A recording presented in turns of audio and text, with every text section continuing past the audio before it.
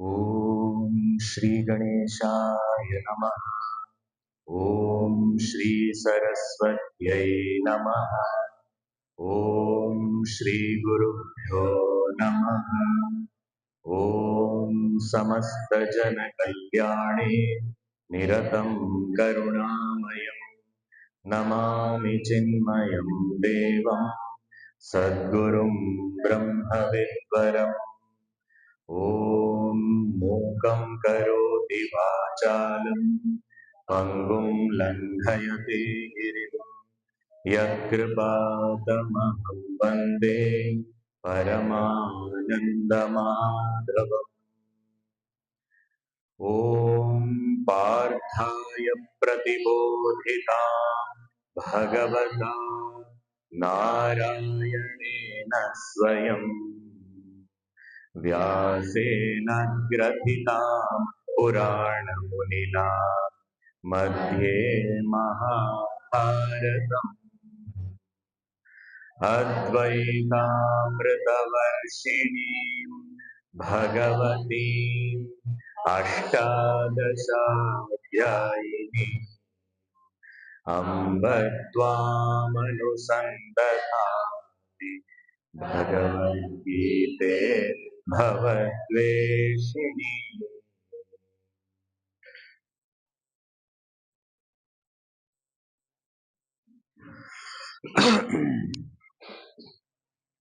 Shri Krishna Sharanam Mama Shri Krishna Sharanam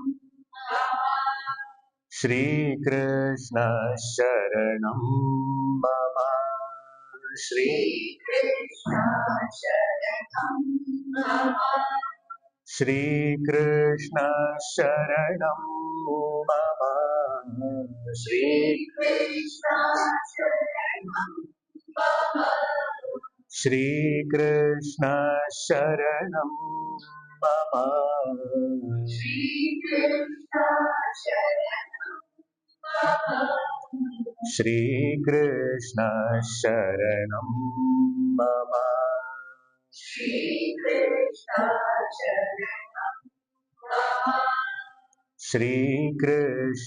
Sharanam Mama Shri Krishna Sharanam Mama Shri Krishna Sharanam Mama Shri Krishna Sharanam Mama Shri Krishna Sharanam Mama Shri Krishna Sharanam Mama Shri Krishna Sharanam Mama Shri Krishna Sharanam Mama Shri Krishna Sharanam Mama Shri Krishna Sharanam Mama Shri Krishna Sharanam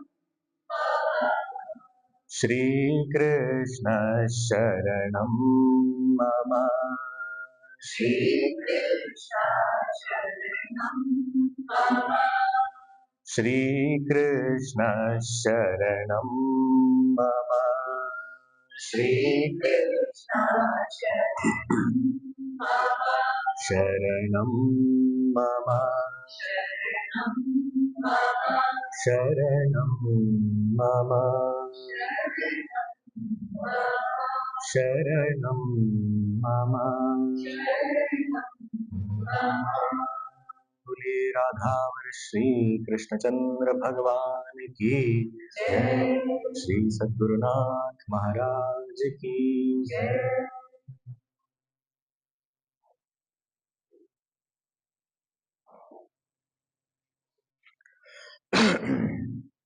Srimad Bhagavad Gita has total 18 chapters. This knowledge was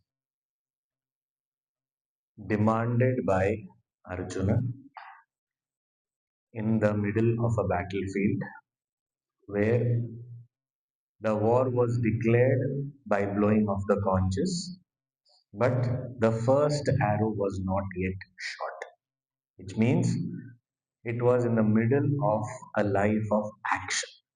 And that's where Arjuna finds himself incapable of facing this situation, comes up with lot of justifications which are very, very logical as they sound, and he resigns to this idea of fighting, and he says it is better even if they kill me, it's okay, but I don't want to fight. I don't see any merit in this. After that, Sri Krishna's discourse starts, and he has taken Arjuna through a journey. Now, this entire Bhagavad Gita is that journey, and we find that these 18 chapters can be studied as a group of 6 chapters. So, the first 6 chapters is actually what Krishna is guiding Arjuna on his journey.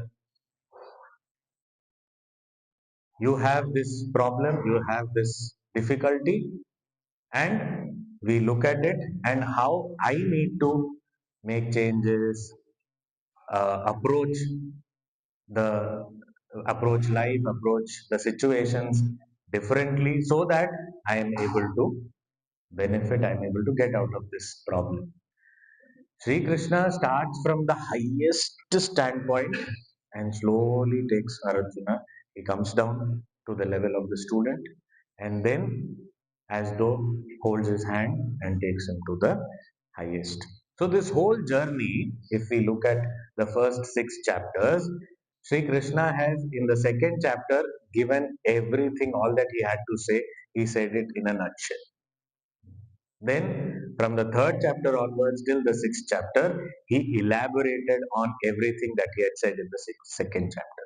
As far as a journey of the seeker is concerned, he said everything that he had to say. He guided Sri Krishna. Sri Krishna guided Arjuna on that entire path. Starting with, we have to perform karma yoga, means we perform our duties with the attitude of worship, dedicated to a greater altar, and whatever results come, accept it as prasada. So, this whole uh, process of purification of the mind was given. Then, with that pure mind, pursuit of knowledge, and as the knowledge becomes more and more mature in us, slowly the actions, duties also drop off, and then one is able to apply one's attention, time, effort, everything in mastery of the self, and that is called meditation. So, this whole journey was laid down, and ultimately, in the last verse of uh, the sixth chapter, which talked about meditation, its practice, its theory, its difficulties, and how to overcome them. Everything after saying all that, and also glorifying this path, then at the end, in the last verse of the sixth chapter, Bhagavan said that such a yogi, one who walks this path, right from the karma yoga onwards till this meditation, one who walks this path, he attains me. Madgatena antaratmana. He attains the supreme, he attains me. His mind is completely absorbed in me. He becomes one with me. And that is indicated as the highest outcome result. The the fruit of or the greatest attainment of human life. Now naturally the question will come. You said that such a great seeker attains you. Who are you? So what is so great in attaining you? You are my driver. You are the charioteer only. Or you are known in Vrindavan, you used to run around and dance around, steal butter and play the flute and all. So attaining you means what? Who are you? Who are you speaking as? In the Bhagavad Gita, wherever Bhagavan spoke, there The reference given is Shri Bhagavan Uvacha. Shri Bhagavan, the Lord spoke. It was not that Shri Krishna Uvacha means that particular embodiment uh, who used to play around in Vrindavan. He spoke. No, it was not a particular incarnation. It was not a particular form. The Lord means that all pervading infinite consciousness spoke. So Bhagavan is speaking as that. So then the question becomes very, very relevant. Who are you attaining which we have nothing more to attain, the supreme attainment, that you. So then the first six chapters, after giving us information about ourselves and our journey, the second set of six chapters, Bhagavan is talking about himself. And the correct introduction of any person would be the best given by that person themselves. Otherwise, others they can exaggerate also, they can underplay also, they can just add whatever they want to say also. So somebody else, it may be all incorrect information, but someone says, "This is me. I introduce myself." So Bhagavan is introducing himself. So chapter 7 to chapter 12, in a way, is Bhagavan's visiting card. You want to meet me? Here. So he's talking about himself. Why is it required? Here, Arjuna is not raising a question. He is not speaking. After the sixth chapter, he is not speaking. But being a master like Sri Krishna, a teacher who is a well-wisher and one of the best teachers of the world, looking at the face of the student only, he understood. He needs to know. Because he is also wondering, attaining you means what? Before the war, I also came for help. You said one side army, one side I chose you. So I attained you, right? You came with me. So is that attainment what you're talking about? Then who are you? So that is why now the seventh chapter opens with that. Bhagavan is talking about himself. Bhagavan is talking about that supreme consciousness. Now in life, for all of us, actually speaking, there are only three areas of knowledge that we all need. If you say, I want to know about what? There are only three things that we want to know or that we need to know. What is it? First, I need to know about myself. Who am I? What are these different layers of my personality? What is my true identity? Is it what I think I am? So, first. Second, what is this world? The world that is constantly changing. Sometimes I have good experiences, sometimes bad. Sometimes something that is desirable, something completely I don't like, still it is coming. What is happening? How is it working? And some things in the world, everything flawlessly, things are being managed. There are systems in place. Everything, all the planets and the time, the seasons, and everything are so precisely happening. So, this whole world, what is this world? And is this world the way I am seeing it, or is there something that is objectively to be seen? Because each one of us, the world for our own world will be different from each other. We may be sitting in the same place, we may be listening to the same talk, but what we are experiencing would be very different from each other. So is the world the way I am seeing it, or is it to be seen in a different way? What is this? What is the reality of this world? What is the substratum of this world? What is the essence of this world? If it is changing, then is there any changeless factor in this world? So, about the world. It's about myself, about the world. And the third, did I create this world? No, I did not create. Did this world create me? I was born into the world. But world, if I see the world, it is inert. And we all, we say beings mean living. So we are sentient. And the world is inert. How can something inert create something that is sentient and conscious? That is not possible. And how can something limited create such a vast world? Not possible. So I have not created the world. World has not created me. But both of us are there. Then what is the cause of these two?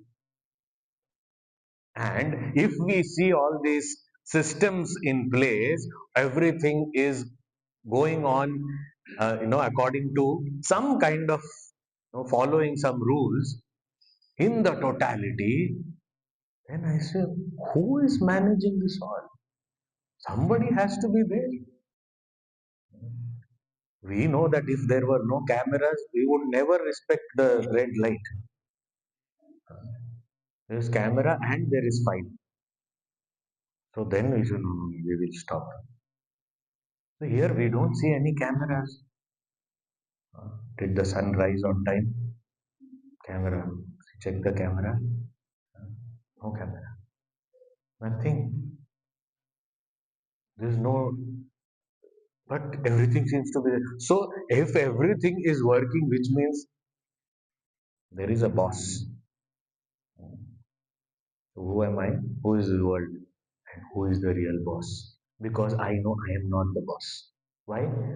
Because I have so many desires. How many get fulfilled? If I am the boss, all of it should get fulfilled. Nothing happens. The world cannot be the boss. Poor thing, I am exploiting it so much. I know. So somebody is there, the supreme, the one who calls the shots, where the buck stops. Someone is there. Who is that? That's the third thing I have to know. So these are the only three things. So in Sanskrit, this is called knowing about me is jiva. Knowing about the world is jagat. And knowing about the cause of these two, the boss, is called Ishwara or God, the Lord. So jiva, jagat, and Ishwara. So to know about these three, what are these three? What are their interrelationships? So the first six chapters have talked about the jiva, the individual, me. The second set of six chapters from the seventh chapter onwards, which we are entering now into, are talking about this whole world and Ishvara, God. It starts with talking about himself only, talking about God, and then also gives us understanding of how this world is related to God. Are they different? Are they the same? And ultimately, the last six chapters talk about what is my relationship with that God and the world. So all this comes together. So this is how the Bhagavad Gita is studied also. So now seventh chapter we are starting today. So let us start. So please repeat. We will be chanting the verses and then reflecting on their meaning. Om Shri Paramatmane Namaha.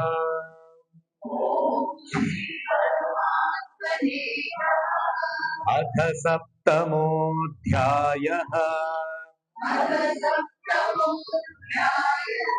श्रीभगवानुवाच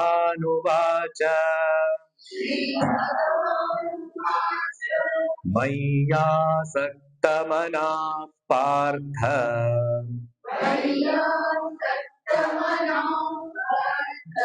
योगं युञ्जन्मदाश्रयः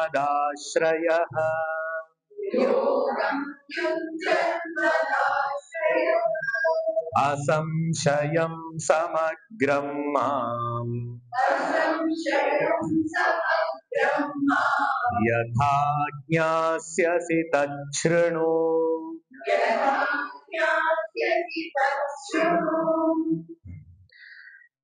So here Atha Saptamodhyaya, now the seventh chapter begins. Atha means now, hereafter. So after the six chapters of talking about the self and its journey, about the individual and his journey and attainment of the supreme through the path of karma and Finally, jnana and meditation, action, knowledge, and meditation. Now, the seventh chapter begins. Begins with what? Sri Bhagavan Vacha, with the words of Lord Sri Krishna. What is he saying? Tat Shrinu. Hey Partha, Partha, Arjuna's name. O Arjuna, O Partha, Tat Shrinu. That Shrinu means listen. Listen. What are you going to tell me? I am going to tell you. Mam asamshayam samagram yatha jnasyasi. I am going to tell you something by which you will jnasyasi, you will know. What will I know? Mam, you will know me. Oh, I will know you. I know you. You are Krishna. You are the son of Vasudeva and Devaki. You spent your childhood in Gokul Vrindavan. You killed so many demons. I know that you know. But then, do you know me fully? There are so many things about me that you don't know. Really, Krishna, you're such a secretive personality. No, no, no. Everything is there out on the Instagram, Wikipedia, everywhere it is there. But you don't read what to do. So I have to tell you. So I am telling you. Okay. Samagram, completely you will know me. Complete knowledge also. Sometimes I may know a lot about someone, but then there will always be, I don't know, he claims to be like this, but is it really true? Some doubts are there. Or have I understood it correctly? Some doubts are there. So you will know me completely and you will have no trace of doubts. Asamshayam, samagram, mam yathajnasasi. The way you will know me, that way you listen. That you listen. Okay. Why are you telling me all this? Why? I did not ask you now. He is not asked. This chapter doesn't start with a question by Arjuna himself. Why? Because, hey Partha, oh Arjuna, how are you? Now these are adjectives for Partha Arjuna. Mai asakta manaha. Your mind is invested in me. Means, in simple words, you love me and you truly love me. See, sometimes when we love also, we see, what will I get? Then I love. And lot of benefits. So my love also sometimes is based on what I get. But you are not worried about what you get from me. You really love me. And this love, of course, he's talking about something after the Gita has begun. But before the Gita began also, Arjun did not choose the army. He did not say, I want what you have. He said, I want you. How many of us go to the temple and do that? We go to the temple and ask Bhagavan what he has. Huh? So you give me wealth, you give me promotion, you give me better job, you give me better friends, whatever, you give me something, something. So whatever you can give me other than him, we are asking. But Arjun, he went to God and he said, I want you. You only come. I don't want your army, I don't want anything else. You come with me. That is why in all temples Bhagavan is still standing.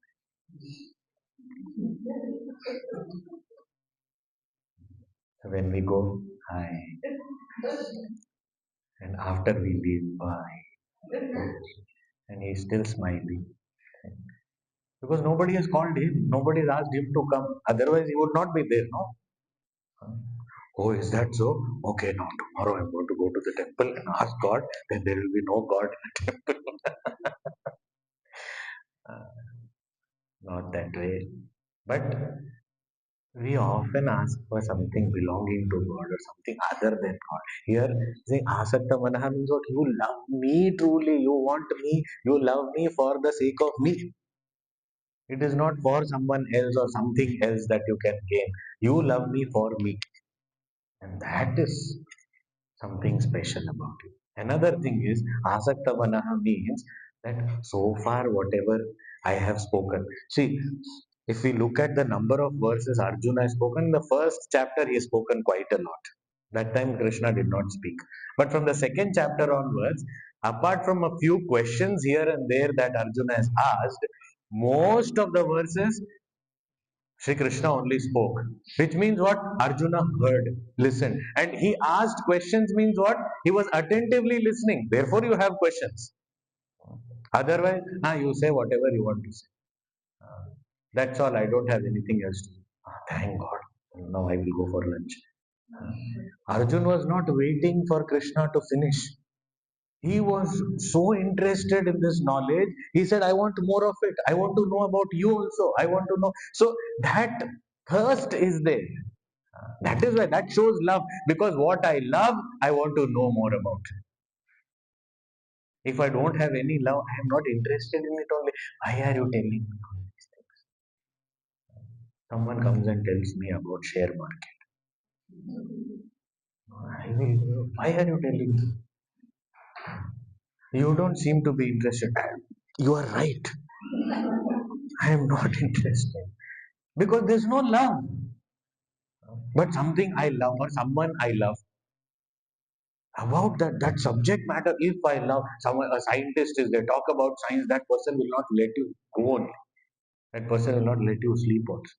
Tell me more. Tell me more. I want to know more. I want to know more. A mathematician, talk about numbers. That person will not get bored only. That love is there. Now, a person who loves God, talk about God, he will never feel tired. So Arjuna was not tired. He wanted to listen to more. So that is why Mahi Asakta Manaha Partha. Our mind is so much invested in. Oh dear Partha. The word Partha, Arjuna's name, it is the name is formed by his mother's name. His mother's name was Pritha. So the son of Pritha is called Partha. That is one. Kunti's another name was Pritha. So the son of Pritha is Partha. That is one meaning of the name. There is also another meaning. Partha means Pa plus Artha. Pa stands for Paramatma, the Supreme Self. Pa stands for the Supreme Self, Supreme Consciousness. And Artha means the goal.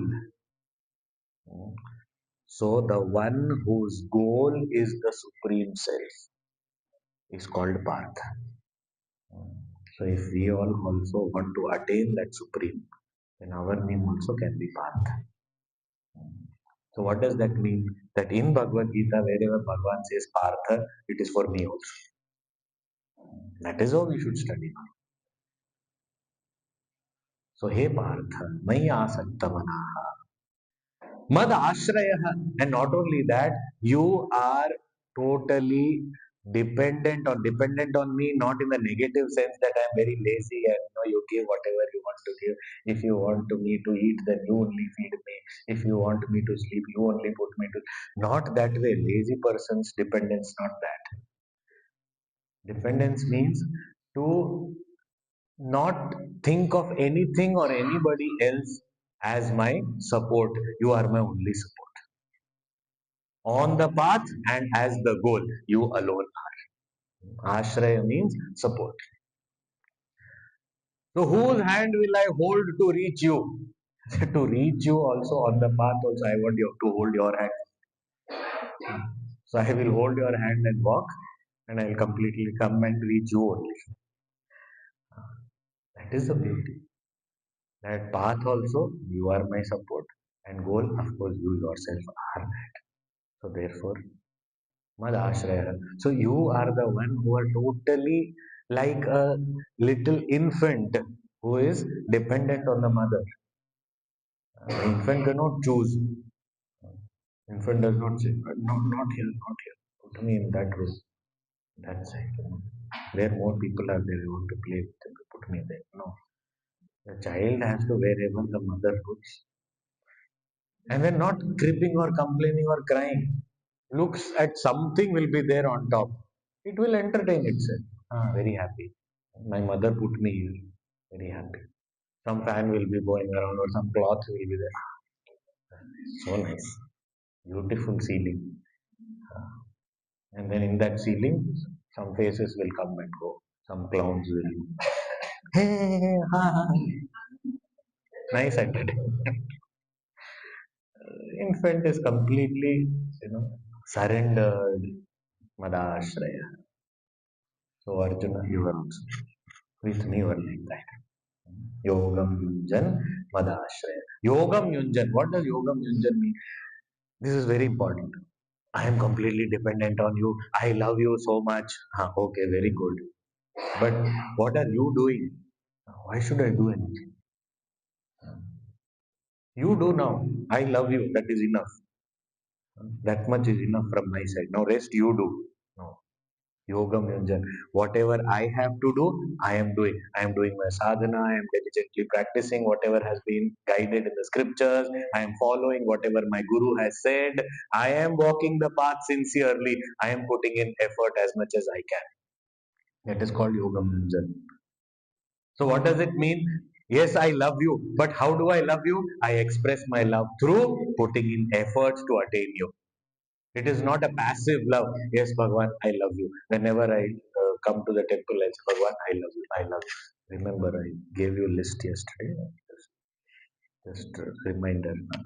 I love you. I love you. But what are you doing? One man used to go and every day complain, God, come on, give me once I should win the lottery, once at least. What is this? Every day he used to go complain, complain, complain. God, today at least, since 1 month I am coming every day to you, give me a break. At least once you make me win the lottery. Suddenly, God also suddenly he started speaking from that idol. He said, "You give me a break. Go and buy the lottery ticket once at least. You will not do your job and you want me to do something. How can I do? You do your side. Rest I will take care of. But you are not even buying the lottery ticket. Then how will you make anyone win? So, what I have to do? So, Yogam Yunjan means I am doing my part. So, here Bhagavan Sri Krishna is recognizing all these qualities in Arjuna. Hey Partha, your goal is that supreme self only. You are invested in me, you love me so much, and truly so because you are expressing it by your sincere efforts to reach me, and you are dependent only on me, you have surrendered to me. Such a one, for you, I am saying all this so that you know me completely and doubtlessly, clearly. Asamshayam samagram mam yatha jnasasi tat shrinu. Listen to that. Now we may say, all this night, what else is Arjuna doing? Listening only now. Now suddenly, why are you again telling listen to? As though he has been listening to you. Why do you want to say again? Shrunu. Shrunu means listen. Idea is two things. One is whenever, even if I am speaking and everybody is listening, but when I want to draw everyone's attention sometimes, I say, listen attentively. Are you listening? That is why in Hindi they say, Aji sunte ho, otherwise nahi sunte ho kabhi. So now I have to attract your attention. Are you listening? Tell me. I remembered something. Should I say? Okay, I will say only. So it is. Otherwise it will remain, then it will keep coming. Okay. One husband was there. There is more. This is not the end of the story. He was a little concerned. He loved his wife so much. He had this concern. He observed that he felt that the wife is not able to hear some problem. So maybe she's going deaf or whatever. So he was a little concerned that what is this and does she even realize that she's not able to hear properly. So he tried out his own ways of finding out, but then he was not sure. There was still that doubt was there. So he went to one of his doctor friends and said, this is there. So how can I, be sure whether she's able to hear or not? So then the friend told that there is a special test. You can do it at home also. That to know to what extent the damage is, you will know. So he said that first, about 30 feet away, huh, you from there you call out her name, and then if she is able to hear, then it is fine. Not to worry. Don't worry about it. But if she is not able to hear and if she is not responding, then go closer 20 feet away. You do the same thing. You call out. Then even then she is not able to respond. Then go 10 feet. Okay, and then you let me know where she is able to respond. Then accordingly we will decide what is needs to be done. How intense the problem is, we will come to know. So you okay. So he went, and then when the wife was busy somewhere, he measured from the kitchen to the living room. He measured about 30 feet away was his couch. So he sat there, and he was. So the wife came and she also sat next to him. So then he said, "Now I have to conduct the experiments. I have to send her into the kitchen." So he said, "Can you make a cup of tea for me?" So she said, "Okay." Suddenly, why so much of love is coming out of you? Okay, fine. She went into the kitchen. Then he said, "Now she's inside." So from here, he shouted, "No, listen, I want little more sugar in the tea." No response. She said, "Oh, means I was right. There is some problem." So then he counted, no, 30 feet, no response. So he said, "Okay, 20 feet." From there, he again said, "Listen, I want a little more sugar in tea." Again, no response. He was really worried. Said, "Oh, poor thing, she's not able to hear only. I have to do." So, third step came really close up to the kitchen doorway, uh, 10 feet. And he said, "Listen, I want a little more sugar in the tea." She turned around and said, "Three times I'm telling you, I will bring now. Sit there only."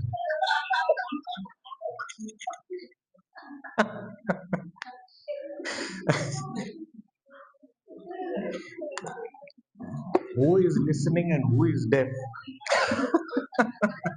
So we have to say, "Listen, are you listening?" So here, Shrunu means one is to attract attention. Listen carefully, listen attentively. Second is listen also is indicative of listen right. Whenever we want to communicate, communication is complete only when the other person is able to listen right. Right means what? How should one listen? So in our scriptures in various places, there are different ways this is indicated, and the guidance is given as to how to listen also. So here this Shrunu, what it means is you listen in such a way that already Bhagavan has said that your emotions are already invested. You love me. So listen with love, with your mind invested. Number one. Number two, listen with your buddhi or intellect also, so that you are able to understand what I'm saying. Not just words going into your ears, but also understanding. So process also along with that. So your mind has to be there, means emotions, and also the thoughts. The all this that is being spoken is not just entering the ears, but also is processed. I am able to understand it, internalize.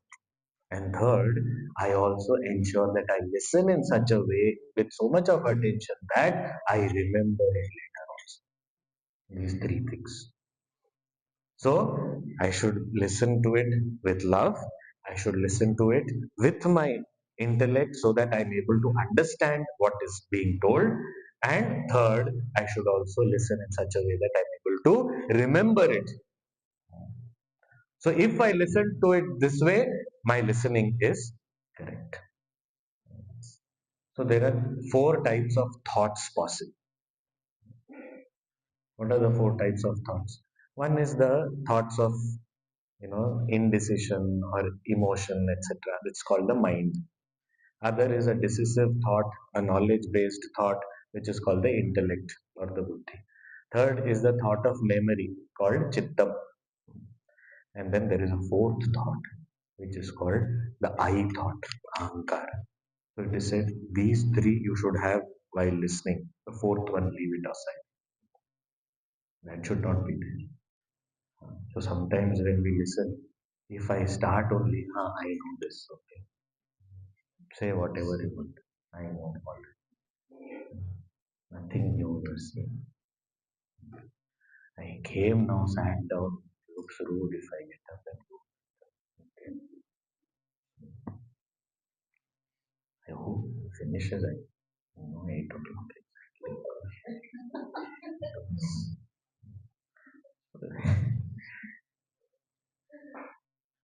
So too much of I know this, I have heard this, it is all which means what we are only depriving ourselves of something nice can come, it can ring a bell, it can some way touch a chord, change something. We are only depriving us. I know. That's why listeners also Guruji says there are three types. One is called Shrota, one who does Shravan. Shrota means the one who listens attentively, properly. Second is called Sota. So comes and sits and then is refreshed after the talk. It's called Sota, sleep Sota. And the third is called Sarota. Sarota means a nutcracker. So you keep on this I know. This is wrong. This is not properly explained. This I have heard better than this. Constantly cracking nut, cut, cut, cut, cut, cut, cut, cut. So anything that comes, so this is the I thought. I know. I know this. This is not. I know better than this. You give me a chance, I can explain this better. So, so all these kinds of thoughts may come. It may come. It is not that we are like, it's not about being wicked or being like, it is sometimes these kind of fanciful thoughts come. Sometimes we listen to Gurudev also. Gurudev, he doesn't know proper Sanskrit, otherwise he would have explained better. Very good. You are scholar. Not that, we judge masters and whatever we have got from him only. And we judge him. Something. So this I thought has to be kept aside, pushed aside. Only then listening can happen. So this kind of attentive listening to for Arjuna to take up this kind of listening, he has to be told, Shrunu, listen. And listen in such a way that you will know me completely and doubtlessly. Which means what? It is not just the teacher's responsibility, it is equally the student's responsibility also. This is so contrary to modern education. Modern education, what do we do? I have paid the fees, the child is deposited into the class. Literally deposited only. He's come and sits down top with a bag which is equally heavy as his body. Sitting. And I said, now it is completely the teacher's responsibility. You only have to make this person a doctor, engineer, whatever you want to make him, banker or whatever you make him. Your child doesn't study. That is none of our school. We have brought him to school. Now rest you take care. It is not only the teacher's responsibility, and that is why we chant the mantra Om Sahana Vavatu Sahana Vavatu Sahaviryam Karavamai. May both of us work together. So it is equally the student's responsibility. So the teacher will explain the way we understand, but we should also listen the way we can know what is being explained. So that is why the way you will know yatha jnasyasi tachrunu, the way you will be able to know, that way you listen. So also putting the responsibility on the student, because just previous chapter only what did he say? That you have to lift yourself by yourself. Uttared atmana atmanam. He said it is your responsibility, take charge of your life.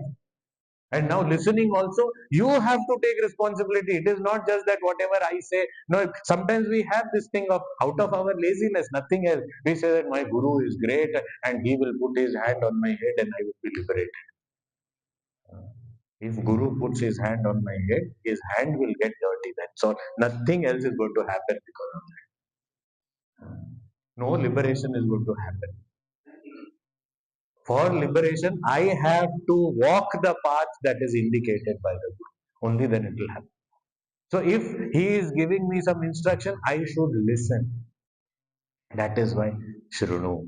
Because from listening only everything is possible. Action, by listening only it is possible. Love is created in the heart by listening only. And knowledge also comes to us by listening. So therefore, the first step is listen. Therefore, he saying Shrunu. It is your responsibility, Arjun, to listen right. Yatha jnasyasi tachrunu. So having said this,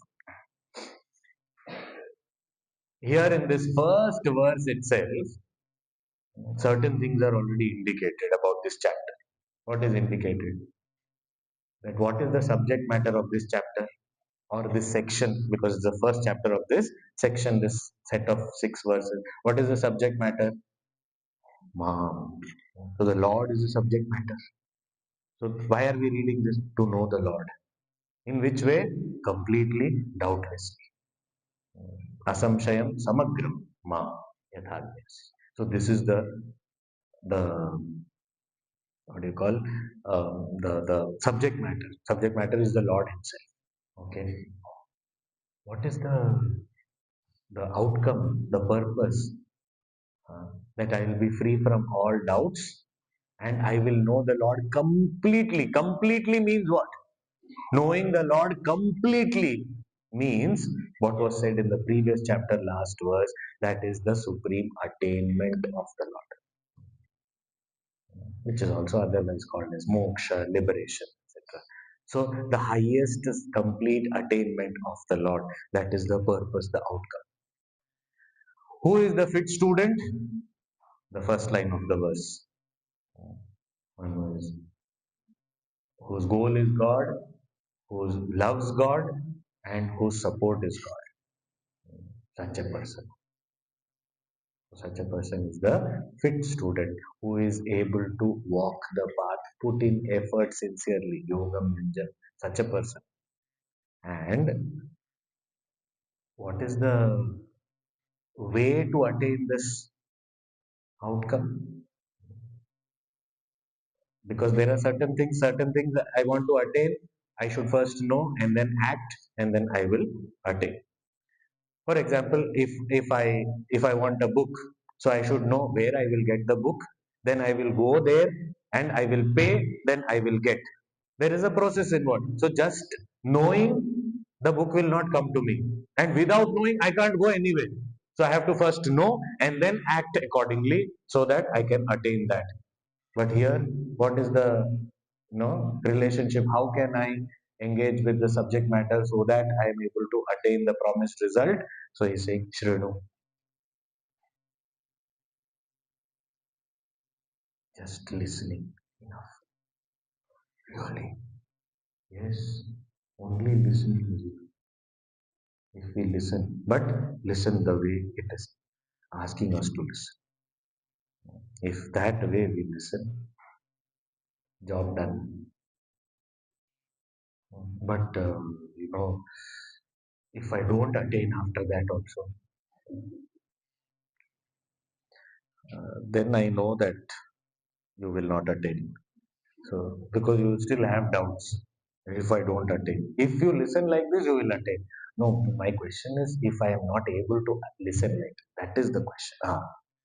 If I'm not able to listen to it like this, repeated listening also, and sharpening my mind through various sadhanas, practices, and also to be able to digest this, reflect upon this, try and independently think over this, and also practice of meditation. All this, which has been already talked about in the previous chapters, all that I have to follow in order to know directly, not as words in the book, but know as an experience, direct experience. And that is what he is saying in the second verse. He is saying, Jnanam teham savijnanam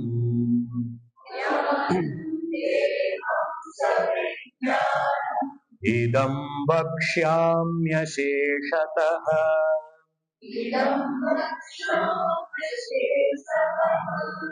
yajñātvā neha bhūyōnyat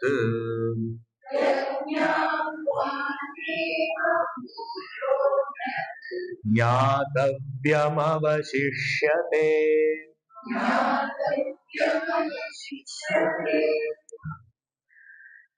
Vakshyami, I am going to speak to you. I am going to tell you. Vakshyami. What? Jnanam. I am going to speak to you. I am going to give you that knowledge. Jnanam. Te vakshyami. Aham vakshyami. I am going to give you that knowledge. I am going to speak. Okay. Instruct you that knowledge. Okay. So, fine. Give me the knowledge. But not just knowledge. Savijnanam. The knowledge along with its direct experience I'm going to give you. I'm going to talk about it and I'm going to help you experience it also. It is not just some instruction I have given and then now rest is your responsibility. So the teacher also doesn't wash off his responsibility and student also has to take up his responsibility. So here the teacher is saying, I am going to give you this knowledge along with savijnanam, along with the vijnanam. Vijnanam here means direct experience. Sometimes Vijnanam is translated as sciences, but here the topic is spiritual knowledge and spiritual experience. So, Jnanam te aham sa Vijnanam idam vakshyami, I am going to say. And how am I going to give you this knowledge? Asheshataha. Shesha means something remaining.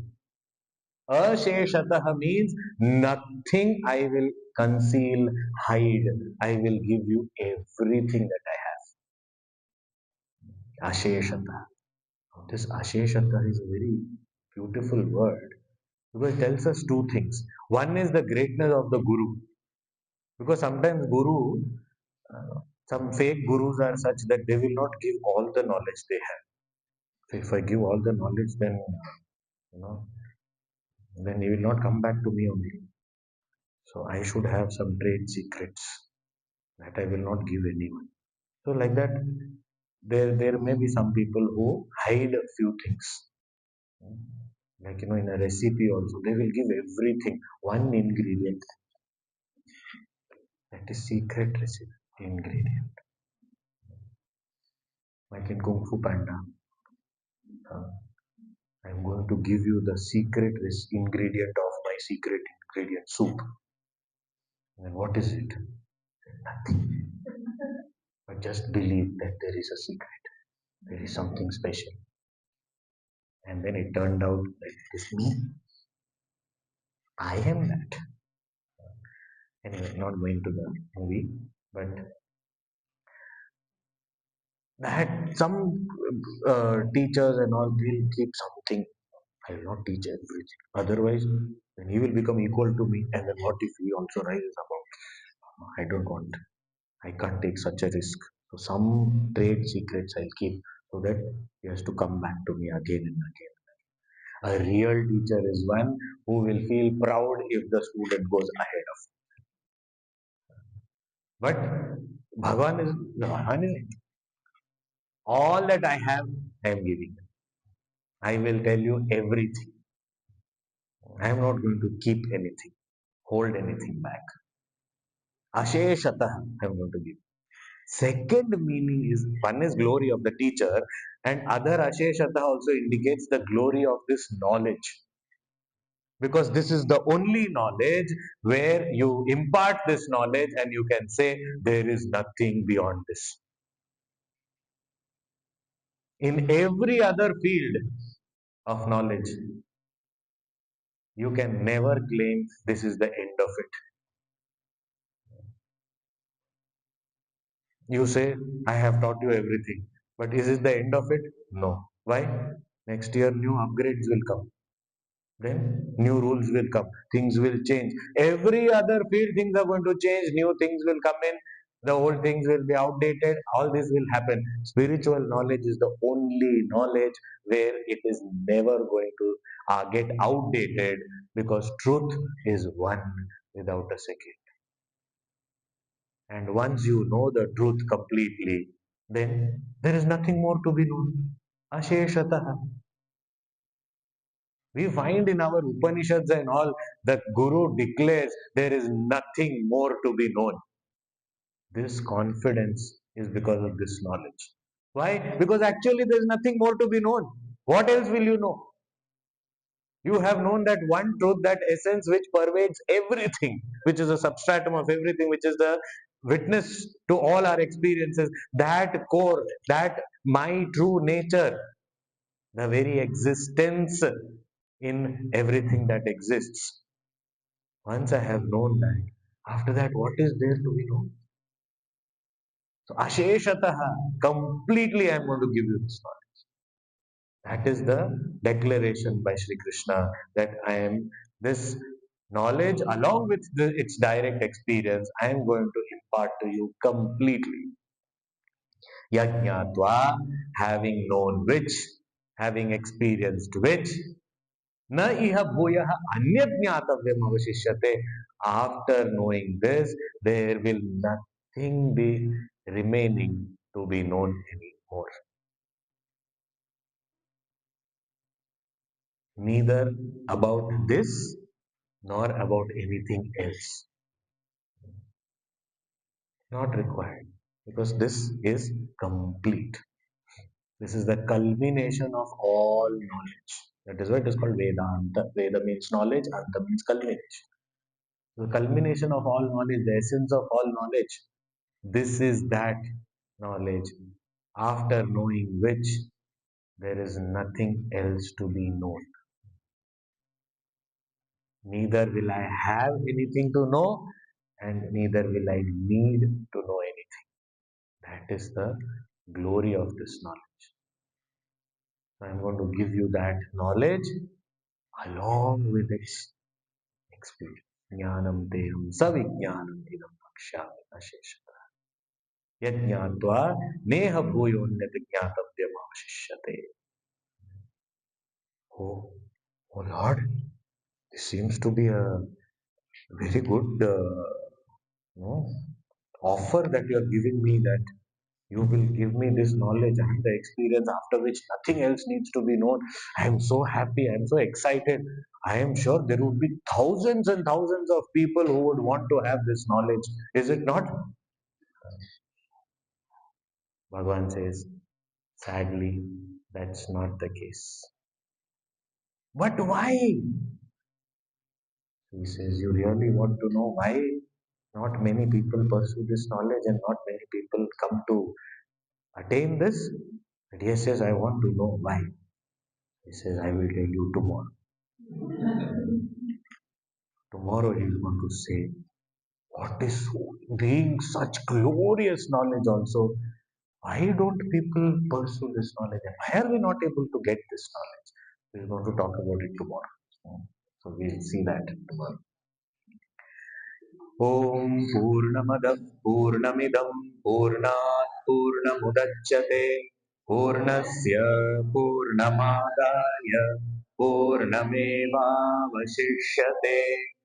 ॐ शान्ति शान्ति शान्तिः हरिः ओम् श्रीगुरुभ्यो नमः हरिः ओम्